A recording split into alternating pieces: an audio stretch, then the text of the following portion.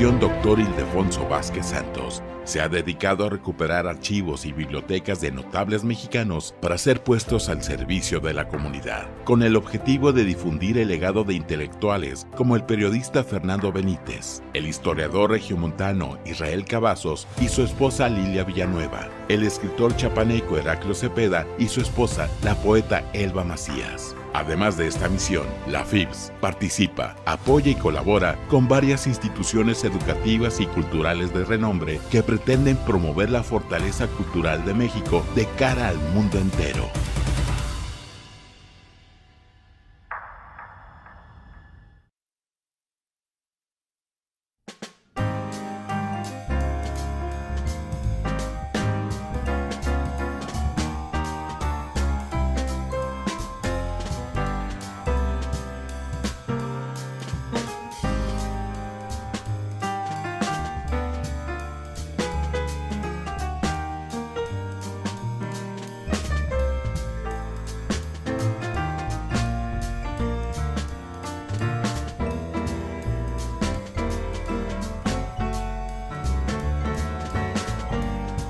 Cuarto encuentro, Libertad por el Saber, 1519 a 500 años. Acompáñanos a reflexionar el impacto que tuvo la llegada de los españoles a tierras mesoamericanas, desde una mirada crítica y multidisciplinaria. Conferencias, conciertos y mesas redondas. Antropología, astronomía, arte, biología, derecho, lingüística, literatura, matemáticas, medicina, música y más. Con la voz de más de 40 especialistas. Del 13 al 19 de octubre. Entrada libre. Donceles 104, Centro Histórico de la Ciudad de México. El Colegio Nacional te invita.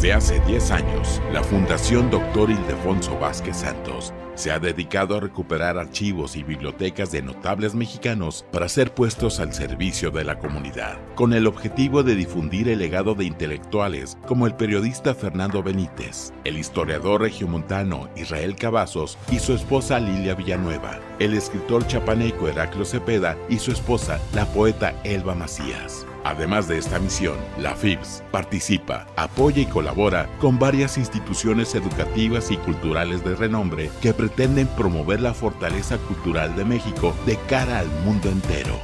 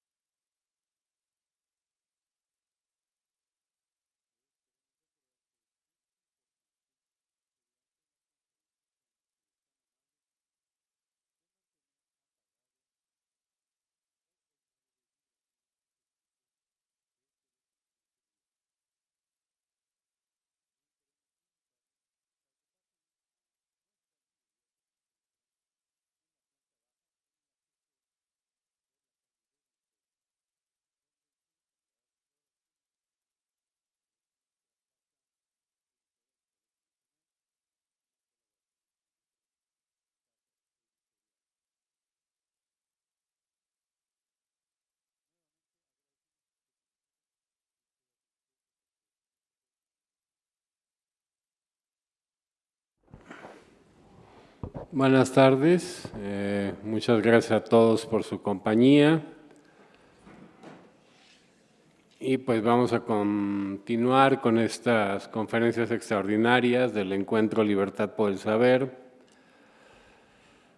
que se interroga, creo que es la palabra adecuada, sobre los 500 años de la llegada de Hernán Cortés a lo que después sería la Nueva España. Yo escogí hablar desde luego lo que me corresponde, que es de literatura,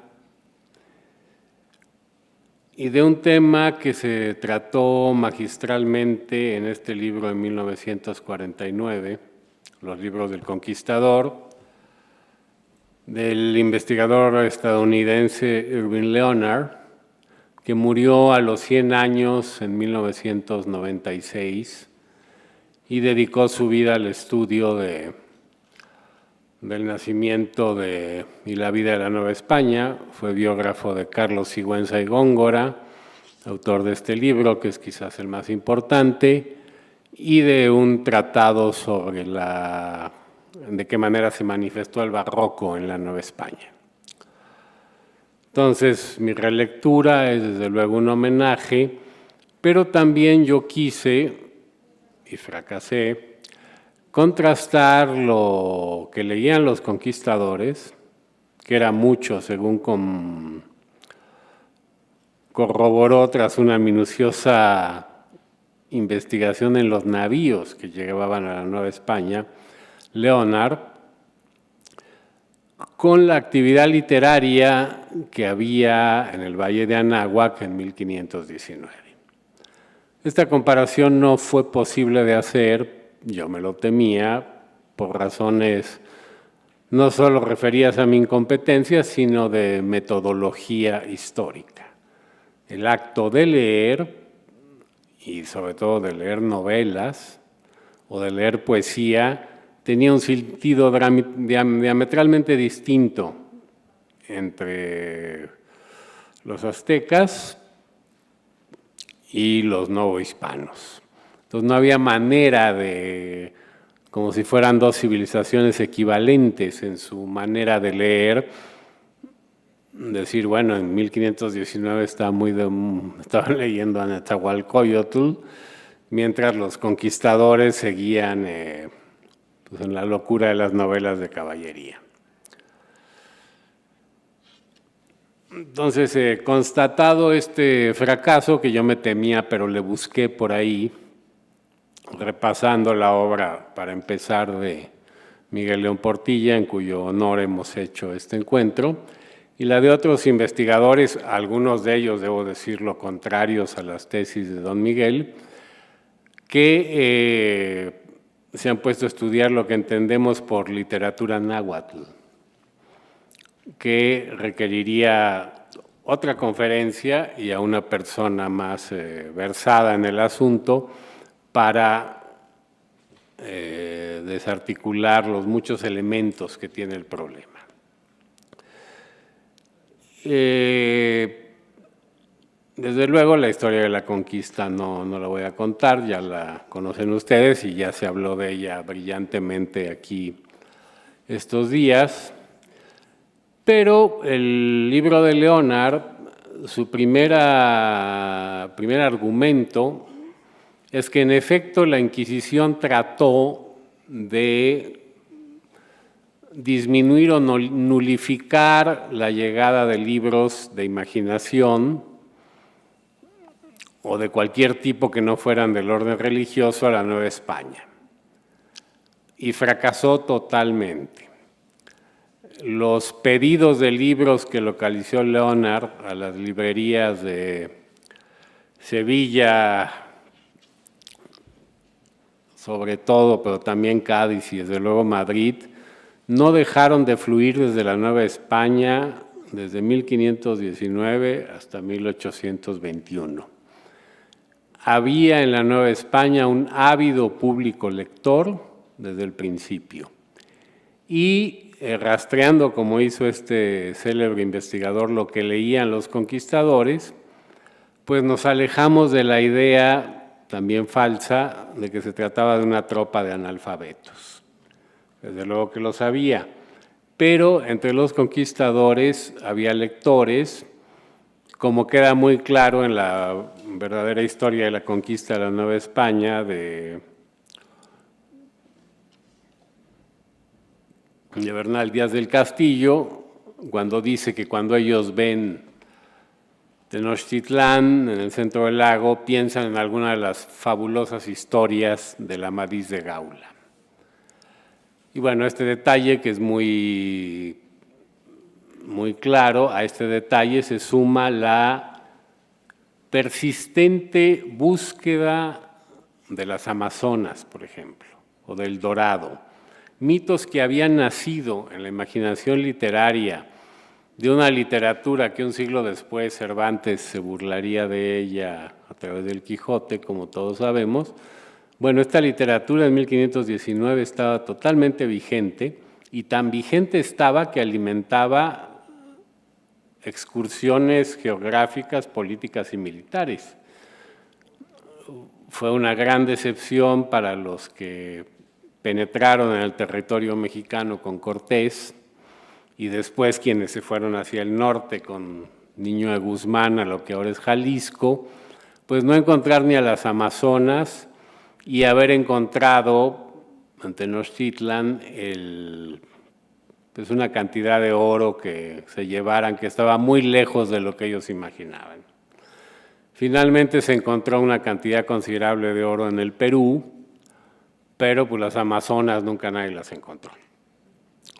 Aunque todavía en relatos ya de un siglo y medio posteriores a 1519, siguen los conquistadores que fueron a los lugares aún ignotos, ya fuese en la Patagonia o en el sur de los Estados Unidos, sigue la idea de que hay un mundo fabuloso que no se ha descubierto, que es aún más fabuloso que el fabuloso mundo descrito primero por Cristóbal Colón, como ya sabemos, y después por Hernán Cortés en las cartas de relación. Entonces, para quienes dicen que la literatura no tiene ninguna injerencia en la historia, la relación entre las novelas de caballería y el descubrimiento y conquista de América desmiente un tanto esta idea. Estos eran libros de cabecera que desde luego junto con la literatura sacra, con la Biblia, que conocía muy bien Colón, conformaban un acervo bibliográfico que a veces determinaba acciones políticas y que estaba presente todo el tiempo en la imaginación, si no todos, de algunos de los conquistadores. La cantidad de novelas de caballería que ellos leían es infinita, la mayoría no ha sobrevivido en el gusto del público. El más famoso sigue siendo el Amadís de Gaula, que tuvo una cantidad de secuencias, falsificaciones, continuaciones, infinita. Y nos lleva a decir que en alguna medida la literatura que es en lengua española que fundó lo que algunos siglos después sería México fue la novela de caballería. ¿Qué consecuencias tiene esto en la constitución del ser del mexicano? Como se decía antes, no lo sé, pero es un tema que quizá alguno de ustedes pueda explorar. Como lectores, el México que en mi opinión se forma durante los 3 siglos del virreinato es hijo literario de las novelas de caballería. Mucho más, por desgracia, que de aquello que escribieron los indios. Yo pienso que es más correcto llamarlos indios, porque los españoles creían que estaban primero en las Indias aztecas y luego en las Indias occidentales, que indígenas. Así como también son indios, con todo derecho, los señores que viven y señoras que viven en la India. Bueno. llegamos al problema central del asunto, que es el de, en mi opinión, el de la lengua. Yo, en las no muy frecuentes ocasiones en que doy clase, le pregunto a los alumnos, ¿quién descubrió México? Y todo el mundo me dice, pues los españoles. Y yo les digo, pues no. Es decir, Hernán Cortés era extremeño y sus tropas eran de origen peninsular. Era una suerte, la conquista fue una suerte de aventura de empresarios privados respaldados con diferente grado de entusiasmo por la corona española o portuguesa. Pero a quien se dirige Hernán Cortés es a Carlos V, que es un señor que hablaba español con mucha dificultad y que dirigía un imperio, lo llamaríamos multinacional. Entonces, yo sí creo que si abandonamos esa idea elemental de, bueno, los españoles conquistaron México, etcétera, y entendemos que en el contexto del mundo del siglo XVI, México es conquistado por un grupo de guerrilleros que se remiten a un emperador que no era español, cambia bastante la historia.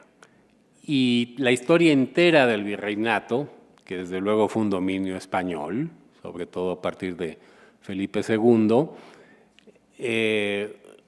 está en el contexto de la historia de los imperios europeos. Y yo estoy de acuerdo con aquellos quienes leen la independencia de América entre 1810 y 1820 en varios contextos, pero uno de ellos es la desintegración del imperio español en América. Desintegración que se debió a una, ya lo han dicho muchos expertos, esencialmente a una violenta guerra civil, donde desde luego participaron los indios, los mestizos y todas las castas que había entonces, pero fue esencialmente una guerra civil entre élites españolas o de origen español. Al dirigirse a Carlos V, Hernán Cortés, en mi opinión, está fundando lo que años después será la literatura mexicana. Digamos que el primer autor que escribe en nuestra lengua, y ahorita voy a decir por qué hablo de nuestra lengua, es Cortés, y el primer libro escrito en español en América sobre asuntos mexicanos pues es de Cortés.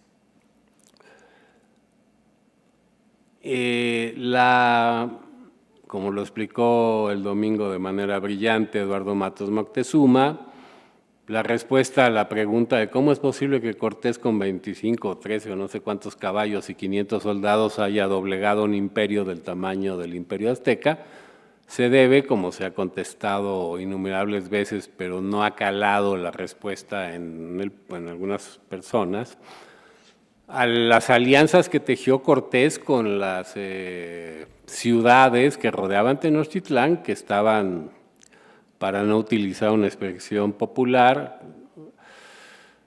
fastidiadas del dominio azteca y que no vieron ningún problema en aliarse con estos extraños personajes que venían del mar para quitarse de encima el yugo del imperio azteca. Entonces la conquista se explica por aquel viejo adagio que dice que la conquista de México la hicieron los indígenas y la independencia de México los españoles. Luego ocurren cosas extremadamente interesantes en la conformación de una literatura en lo que ya se llama la Ciudad de México, que es el rescate que hacen los misioneros franciscanos de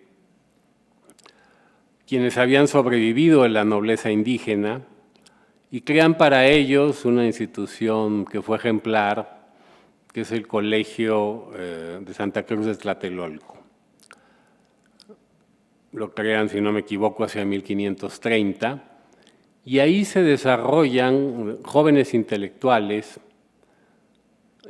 que antes que aprender español aprenden latín y que muchas veces traducen del náhuatl al latín, pasando por una previa adaptación del náhuatl al alfabeto latino. Entonces, esta empresa que permitió que años después Bernardino de Sahagún, que es un personaje, a mí me indigna leer historias de la antropología, donde no se dice que el fundador de la antropología en el mundo es Bernardino de Sahagún, o de la etnología, como le dicen los franceses. Realmente la recuperación que hace Sahagún con la ayuda, que nunca sabemos que fue enorme, pero se discute si les podemos o no llamar coautores de estos jóvenes nobles latinizados y después hispanizados, es enorme y es fundador de la antropología comparada.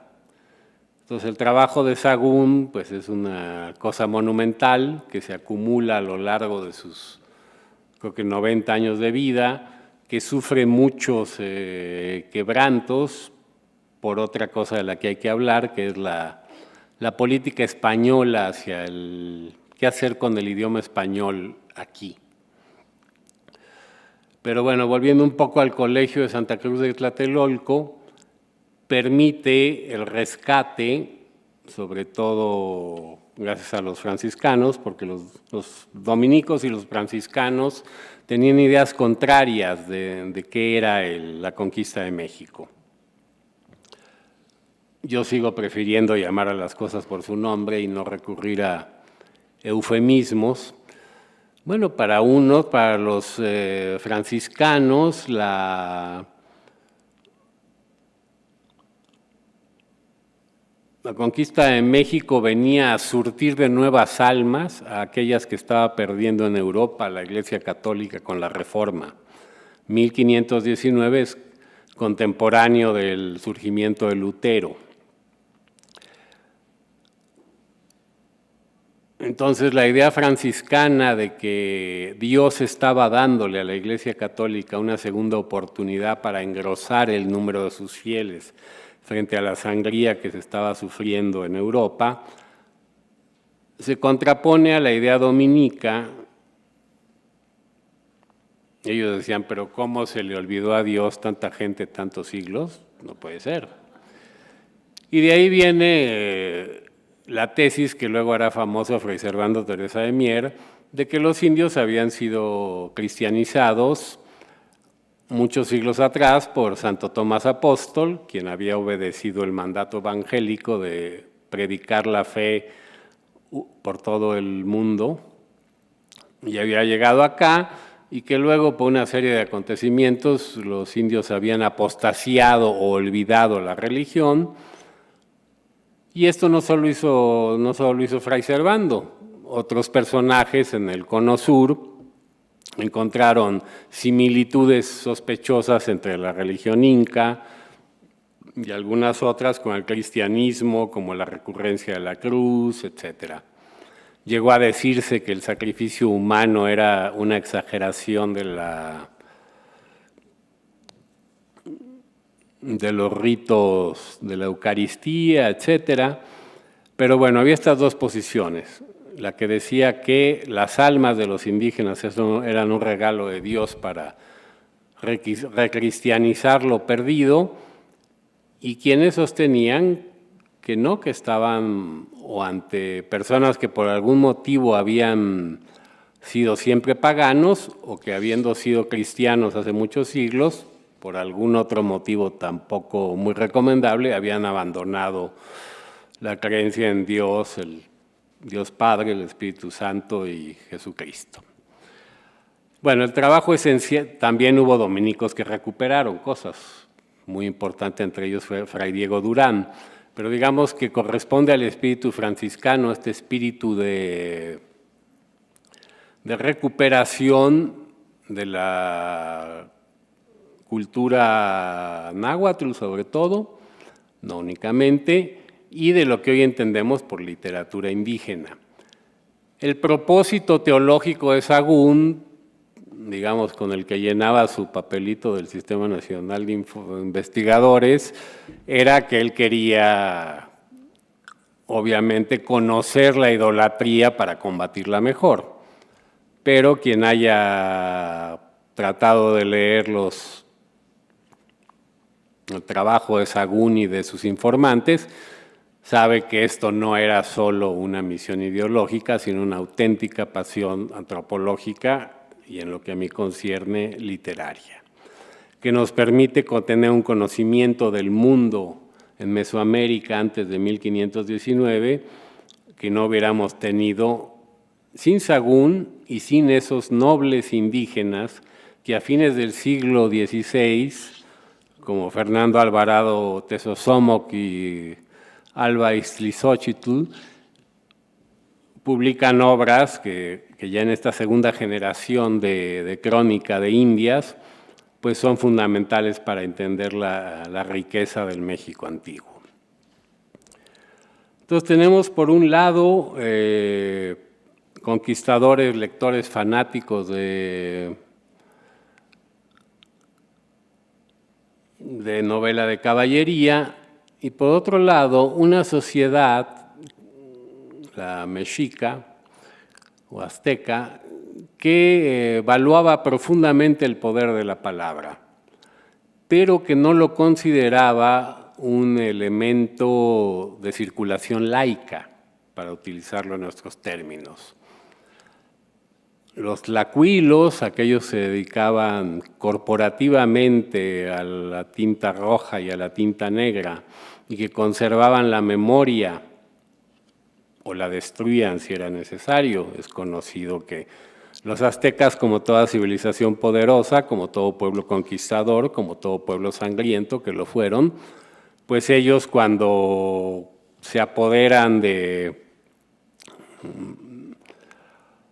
Valle de México hacen su quema de códices para contar su propia historia, que era una historia de bárbaros, de gente que venía del norte, sin el prestigio debido, y relacionarse con el linaje más intelectual, por decirlo así, que era el de Tula, Quetzalcóatl, y componer esta religión dualista que fue la náhuatl, con una fuerza, magia blanca y una magia negra, para decirlo en esos términos populares. Entonces, no podíamos hablar de que circulase la poesía que siglos después rescataron el padre Ángel María Garibay y don Miguel León Portilla. No podemos hablar que no sabemos. Sabemos que no circulaba por órdenes del Estado, para decirlo de manera cruda. Ahora, no sabemos qué tanto en la religiosidad cotidiana de los mexicas, en su muy rigurosa vida religiosa ceremonial, esa poesía que nosotros, desde un punto de vista laico, separamos del cuerpo de la escritura religiosa desde el Renacimiento, tenía una función. Hay quien dice que sí, muy polémicamente. Hay quien asegura que la poesía recopilada a lo largo del siglo XX de los antiguos mexicanos no era exactamente poesía, sino eran cantos rituales para acontecimientos importantes como la muerte, el nacimiento, etcétera, que nunca tuvo la poesía una función laica o un carácter literario. No lo sabemos, la polémica fue extremadamente agria, y además fue una polémica entre investigadores extranjeros e investigadores mexicanos, lo cual lo hizo todo más virulento. Ahora, para mí como lector es muy difícil leer a Netzahualcóyotl y no pensar, porque así he sido educado como todos ustedes, en que se está dirigiendo a un lector individual, que puedo ser yo o un señor del siglo XIV o XIII. Para quien conoce un poco la tradición de la poesía occidental y un poquito menos aún lo que llamamos la poesía oriental, la de origen chino, japonés, etcétera, es imposible no sentir que hay un poeta que le está hablando a un lector. Eso es lo que yo siento cuando leo a Nezahualcóyotl. Ahora, la manera en que esa poesía estaba en relación, dónde acababa como espacio sacro y dónde era poesía en el sentido laico que nosotros entendemos, no se sabe, o yo no he encontrado la manera de entenderlo. Ocurre lo mismo, ya lo habrán escuchado en alguna de nuestras conferencias, con lo poco que sabemos de lo que era la música antes de 1519. Yo creo que yo escribí hace 20 años un libro que se llama Tiros en el concierto y cuyo subtítulo es Literatura Mexicana del siglo V. Lo digo simplemente porque yo creo que la literatura mexicana, o que se iba a llamar mexicana, nació con las cartas de relación de Hernán Cortés. No por el accidente político de José Joaquín Fernández de Lizardi, que empieza a escribir El Periquillo Sarmiento, la primera novela nuestra, en 1816, en el momento en que parecía que la independencia estaba totalmente derrotada, ¿no? Eliminados los curas Hidalgo y Morelos, en España la restauración fernandina, pues no parecía que iba a venir la independencia, al menos no en México.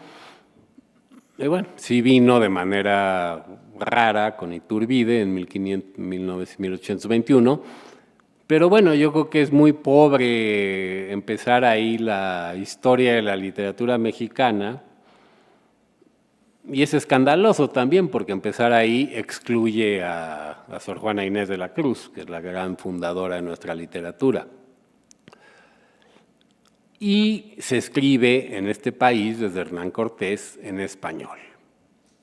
Yo creo que eso a mí me sorprende mucho, incluso autores que todo el mundo sabe que son muy cercanos a mí, como Octavio Paz. Octavio Paz todavía en El laberinto de la soledad habla del español como una lengua que nos fue impuesta. Y yo digo, caray, ¿a quién se le impusieron? O sea, esa idea que estaba mucho en el ambiente del medio siglo, que es la época de la descolonización, en que nuestros pueblos habían sido invadidos, saqueados, violados, todos los crímenes que en efecto se cometieron, y que además se les había impuesto una lengua. Me parece que ya el Octavio Paz, que viejo escribe Sor Juana Inés de la Cruz o Las trampas de la fe, ya no lo diría así. Yo creo que la literatura se empieza a escribir en español, mexicana o novohispana, desde Cortés, y que sí, por supuesto que fue impuesta porque fue una guerra de conquista. Ahora, aquí viene el asunto de el fervor de hispanización de los misioneros franciscanos duró relativamente poco. Cuando esta generación, cuya figura estelar es el padre Motolinia, desaparece también el interés por castellanizar a los indios. Basta con que se adhieran de manera formal al catolicismo y basta que sepa español el representante de la respectiva República de Indios, que es al que se le cobra tributo y que es el encargado de la vida administrativa y de mantener el orden. Y ya lo que está dentro de la República de Indios sigue transcurriendo en las lenguas originarias. La hispanización de la Nueva España es un fenómeno muy tardío que paradójicamente interrumpe la independencia. y es un fenómeno de las reformas borbónicas del siglo XVIII, que es cuando por primera vez hay un esfuerzo, digamos que estatal, por, no mediante la educación pública, que no existía, pero sí mediante la instrucción que impartían las órdenes religiosas, sí hay un esfuerzo por hispanizar.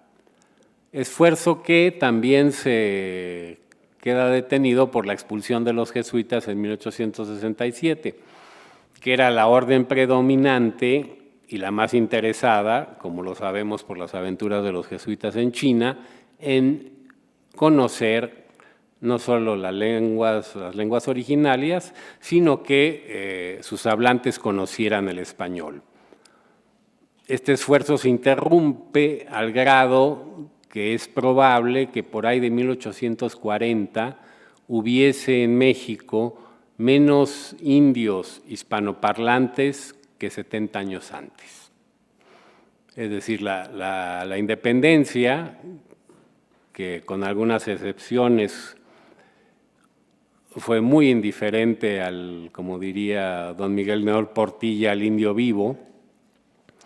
Cuando se decreta la independencia, Carlos María de Bustamante, que es el inventor del nacionalismo mexicano, crea una conexión entre el viejo imperio azteca y el nuevo imperio mexicano, el de Iturbide, y saca para justificarla una herramienta que ya habían utilizado personajes en similares circunstancias, que es la del Pacto Constantino, que refiere a cuando con el emperador romano Constantino se convierte a la Iglesia Católica.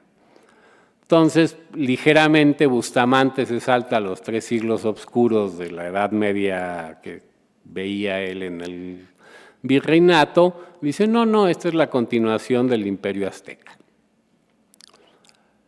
Y esta idea, aunque el imperio propiamente hablando de Iturbide fracasó en unos meses, se extendió a lo largo de todas las mutaciones del nacionalismo mexicano hasta este año en que el presidente de la República pidió al rey de España o al gobierno español una disculpa por la conquista. Es decir, la idea de que quienes vivimos y quienes gobiernan México desde 1821 somos legatarios legítimos de aquella civilización azteca derrotada en 1519 por Cortés y sobre todo por sus aliados indígenas. Y actualmente las investigaciones, en lo que puedo acercarme porque soy lego en el asunto, las investigaciones sobre la conquista insisten mucho en un personaje que se había desdeñado previamente, que es el llamado indio conquistador. Entonces se han puesto a buscar en las fuentes, y han descubierto mucho, por fortuna, qué pensaban y qué sentían estos aliados de Cortés que estaban destruyendo a sus enemigos dominantes que eran los aztecas.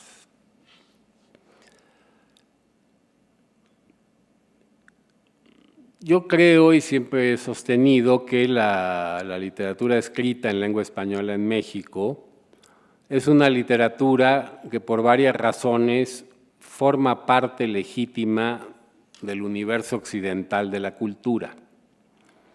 Aquí quiero hacer varias aclaraciones.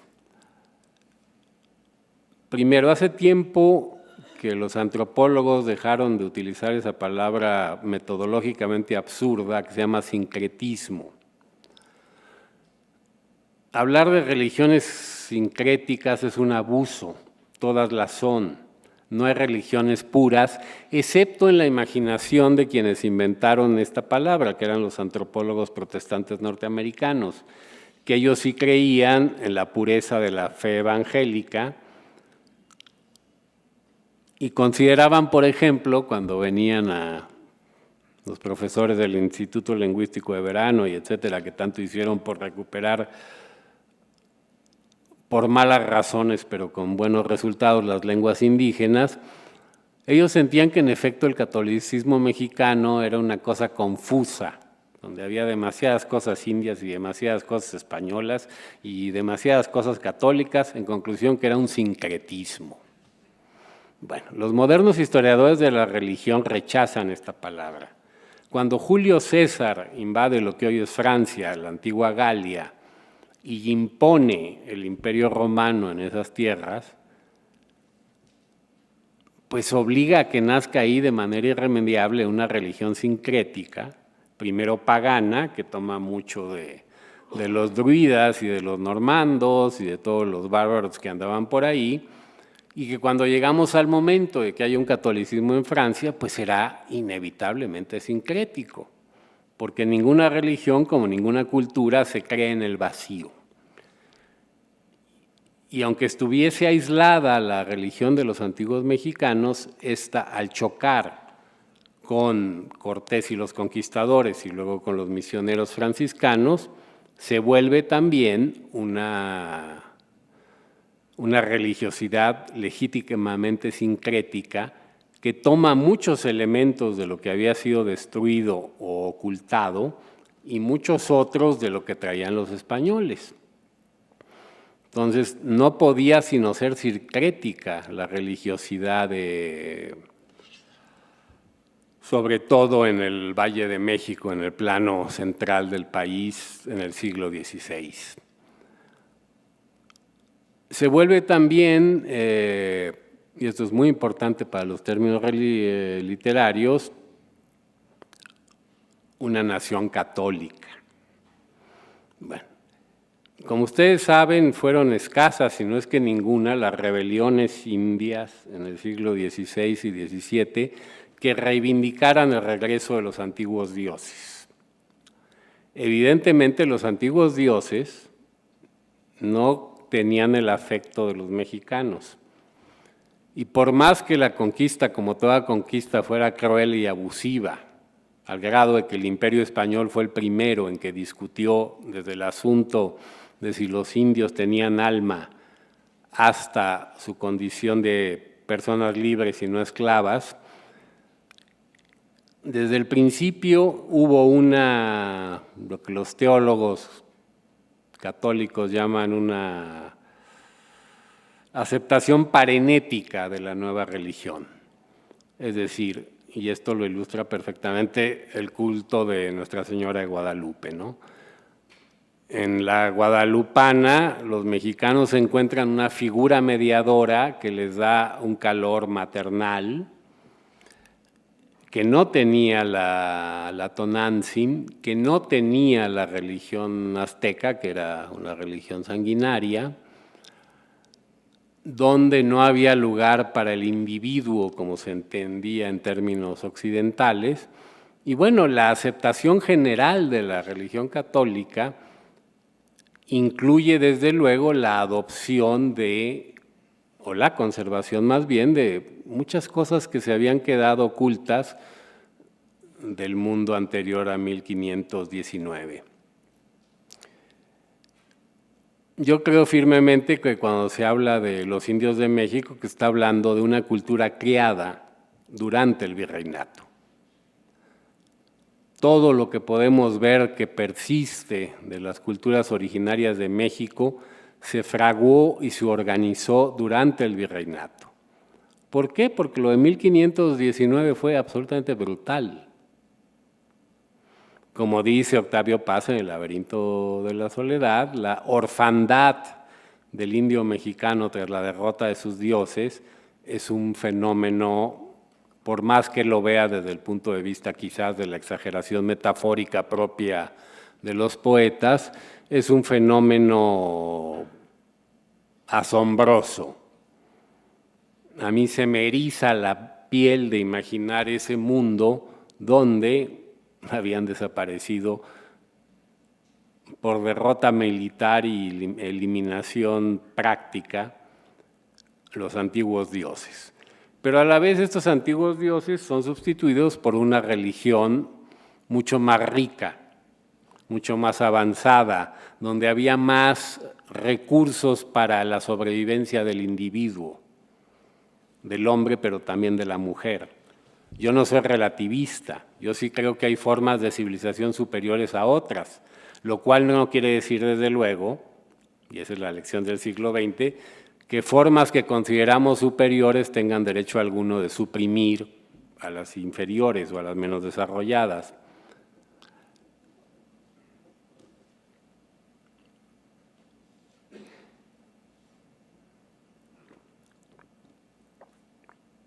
Pero, como concluyó Claude Lévi-Strauss,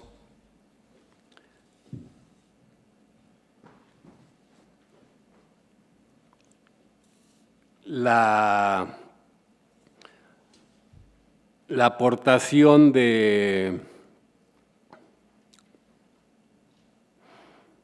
la riquísima aportación que significa la riqueza cultural de un México como el tenemos, solo podía producirse gracias a al encuentro, al contacto, como le quieran llamar, entre dos formas de cultura que traían dos formas. Perdón, pensé que estas conferencias duraban como las habituales 1 hora y veo que no y que ya me pasé, entonces voy a acabar ya. Que traían dos formas aparentemente irreconciliables de lectura. En los barcos que iban y venían de Cádiz a Veracruz, la gente leía, fueran misioneros o soldados o mercaderes, etc. Y los indígenas del antiguo, de Mesoamérica, tenían una relación con la poesía de naturaleza religiosa que no hemos logrado desentrañar. Falta saber en qué momento estas dos cosas tan diferentes, estos dos objetos que es tan difícil encajar, se vuelven uno solo. Y yo creo que debemos investigar la literatura devota que motivó el culto de la Virgen de Guadalupe, cosa que ya adelantó Francisco de la Maza en su libro sobre el término, para ver el lugar donde confluyen, en la única lengua que podía ser leída en ese momento, que era el español, el mundo literario de los antiguos mexicanos con las novelas de caballería de los conquistadores. Muchas gracias.